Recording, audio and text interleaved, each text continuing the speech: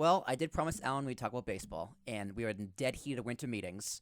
That just finished. But a lot of big signings, a lot of big people on the board. Mm-hmm. But my man, Aaron Judge. Everyone had their doubts, and John Heyman really made it off Twitter for a few months for Arson Judge.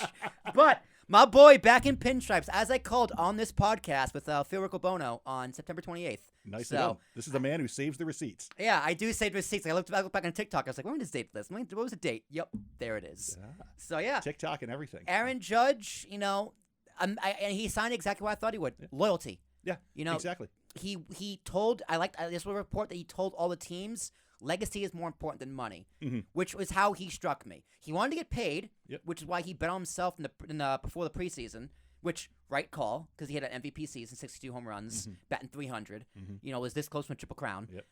And then he got his money, and he has his legacy. Yeah. What do you think of the deal? I think there's a lot of cliches in baseball, but I think one of the best ones is that it's mediocre teams rebuild, good teams reload, and I think the Yankees have essentially between re-signing Judge, who I think was flirting with spending some time out on the West Coast, but I think in the end decided that loyalty does trump all, and that's how he ended up back here. But I think that good thinking back to that between re-signing Judge and then also re-signing Anthony Rizzo, I think the Yankees have once again reloaded and positioned themselves nicely for yet another run deep into the playoffs. Well, they do need to make a few more moves. They need another arm. They lost Talion to the Cubs. South side of Chicago. Yeah. North side. South side is White Sox. Exactly. And I'm a White Sox fan, so would never be caught out on the north side. I mean, I was bummed to see Talion go. I thought he was a good anchor for that division, but Yankees need another arm. I don't think they should go after Correa because I think their infield, they got these young guys. Give the kids a chance. Yep, let kids play. I would love them to sign Benintendi. I think the Yankees need contact hitting. The problem with the Yankees is they can't get on base. They got these power hitters in Stanton and Judge and Rizzo. If no one's on base, so they got to have somebody to bat home. Otherwise exactly. It's just a lot of solo home runs. No, that's why they lost to play. Honestly, DJ was a huge loss to them. Yeah. Benintendi was a huge loss to them. And then Glaber couldn't bat leadoff. The Yankees. Problem with the Yankees was they didn't have a leadoff hitter for that playoff series, which got swept by Houston, which makes me so mad. And you're Jose Abreu betraying your fan base. Segueing very nicely into my White Sox. I think that, an example of a mediocre team that's going to have to rebuild, I think the White Sox are going to find themselves not necessarily. I mean, we obviously lost Abreu to the hated Astros. There's been a really good, long-standing rivalry between the White Sox and Astros dating back to the 2005 World Series, and I think that in the wake of all the naughty things that the Astros were up to kind of in the mid 2010s, I think that they've everybody likes to hate them now, but I just like to say that the White Sox rivalry predates them even being in the AL, which is another whole story that I can't quite figure out. But so seeing Abreu go to the Astros is a massive gut punch, and it does kind of concern me about where are my beloved White Sox going to be in the next couple of years. I'm guessing it's probably not. They're probably going to be playing golf in October if this trend keeps up. I mean, but that's just kind of like the story of the Central. Like the AL Central itself is just bad. It's always the tallest midget. I mean, that goes back for as long as I've been following baseball. Ever since they moved from the East and West and created the Central. It's like, okay, let's take all these very middling teams and lump together and see who can be the tallest midget. And it's kind of the same in the National League too. You got the Cardinals, the Cubs who are bad, the Brewers who are okay. Okay. Yep. Who else even in that division? You got the Brewers, the Cardinals, the Cubs. And the thing is, one more team? There is one more team. And Pirates. It's the Pirates, who are always bad. Yeah, who are in Pittsburgh on the East Coast. So go figure that. Yeah, exactly. Although I guess it has to do with the Pittsburgh. It's a Midwestern city that just happens to be located on the East Coast. I mean, I say the same I grew up in Rochester, New York, before I moved to Chicago, and they always say the same thing about Rochester. People will always joke, "Oh, Rochester's actually where the Midwest starts," because it's just another struggling, industrial town that its best days are behind it. So. True. I mean, but the NL West. I mean, the National League right now is stacked. Absolutely, it's stacked upon stacked upon stacked. When did the Padres get good? That's what I'm trying to figure out. Where did the money? That's what I'm trying to figure out.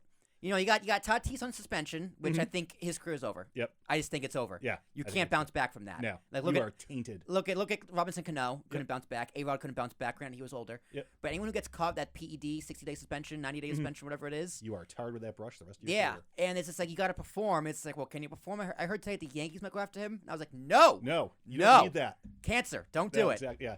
But they picked up. They did the long game. They did it over the past 3 to 5 years. They got Manny Machado from the Orioles, which steal. Yeah. Great third baseman, excellent defender, Yep. fantastic hitter.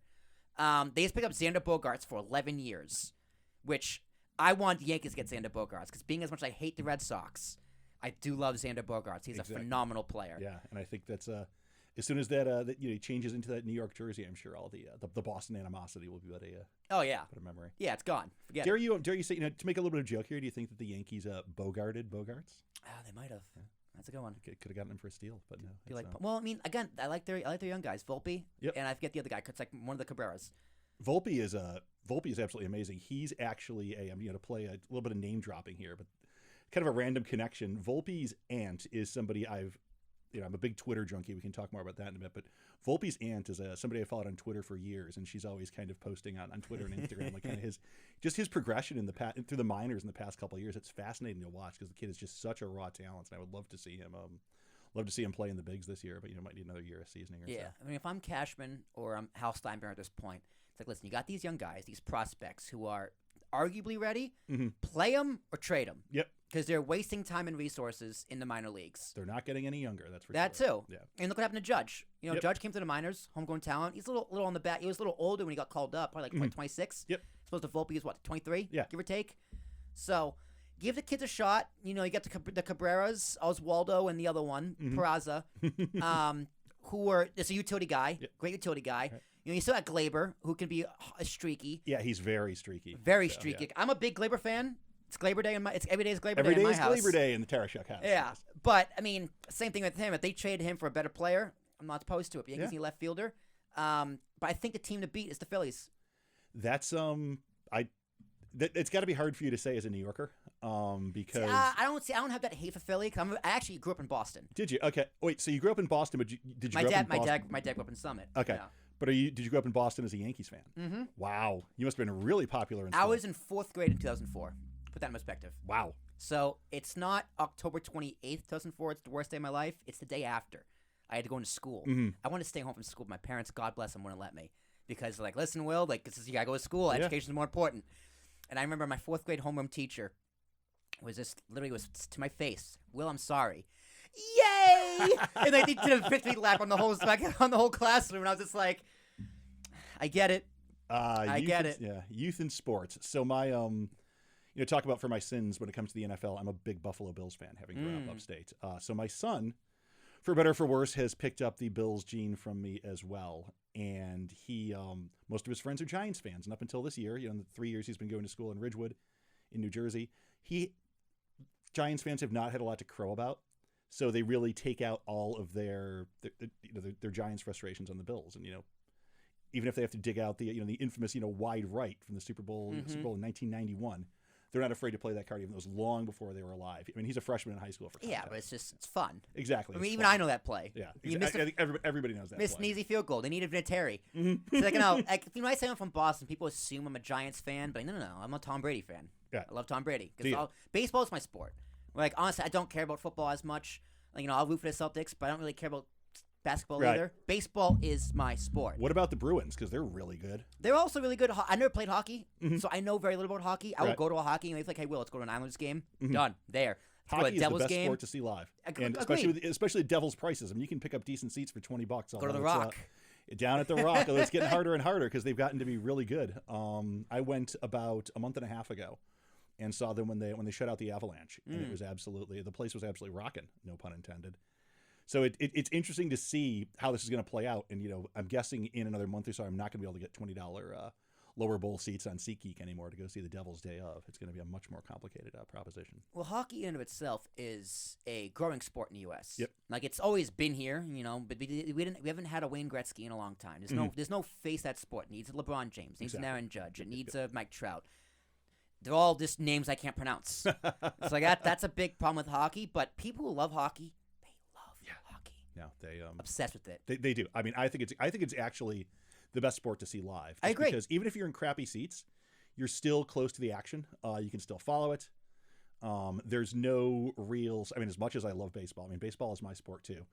But baseball games are getting longer and longer to the point where they're instituting pitch clocks, which I think is a sin. But I guess it's such an affront to the game. But I guess it's necessary because it's gotten It's gotten so bad.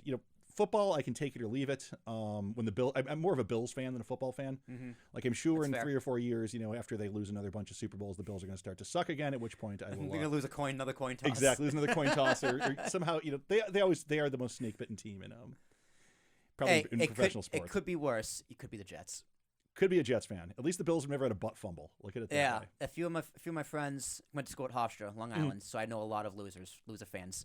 A few of my friends are Mets, Knicks, Jets fans. Wow. Yeah. Talk about long suffering. I guess know. that puts Bills, Sabres, and White Sox into a little bit of perspective. Although I think I've still got it worse because Chicago, we have that massive inferiority complex to New York in the first place. So. Well, I do remember that 05 team. That White Sox team. Oh, yeah. They had Jermaine Dye. Konerko. Paul Konerko, my favorite all-time White Burley. Sox. Mark Burley, absolute ace of the rotation. Their closer had the weird mustache. Bobby Jenks. All 265 pounds. Yeah, they had a really, really good team. Those Astros, they had Clemens. Yep. They had Pettit. Yep. They had Roy Oswalt. Yep. They had the Killer Bees. They had Berkman, Biggio, Bagwell. Yep. That was this all-star Hall of Fame roster on both teams. Totally. And it was smoked.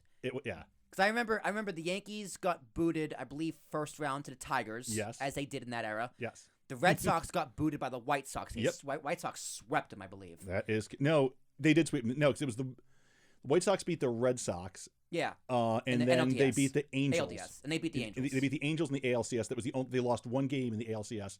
Naturally, that was the only game of the ALCS that I attended. Ooh. So I went to 2 in the division series. They won them both. I went to 1 in the ALCS. They lost, and I went to 1 in the World Series that they won. So that's exciting. Scott Podsednik, who had Scott no Podsednik home runs too. all season, hit the game-winning home run to. Man, playoff baseball. Someone's like, I don't like baseball. Dude, just watch playoff baseball. Exactly. It's exhilarating. Yeah. It's Playoffs, so exhilarating. Playoffs in any sport are really it's something really special. But I think there's something about seeing everybody, watching unless it's in San Diego, watching baseball in October, all bundled up, jumping up and down just to stay warm and cheering, standing up every time there's 2 strikes on a batter. There's just something about that you don't get in any other sport. Yeah. And that's what's always It's the slow agony. Exactly. The slow agony and the painful watching from going like this. Yep. Bang the drum slowly. But yeah, growing up as a Reds Yankee fan in Boston, pain. Yeah. That's just the way it is, and I'm accustomed to losing by nowadays. Yeah. I was too young for the '96 2000 run. Mm-hmm. I was there, but I don't remember them. Yep. So seeing 2009 was really cool. Yeah. That was a great team. That was a great run. And those Phillies, man, once Page hit the mound, I was like, it's game over. Yeah. That's it.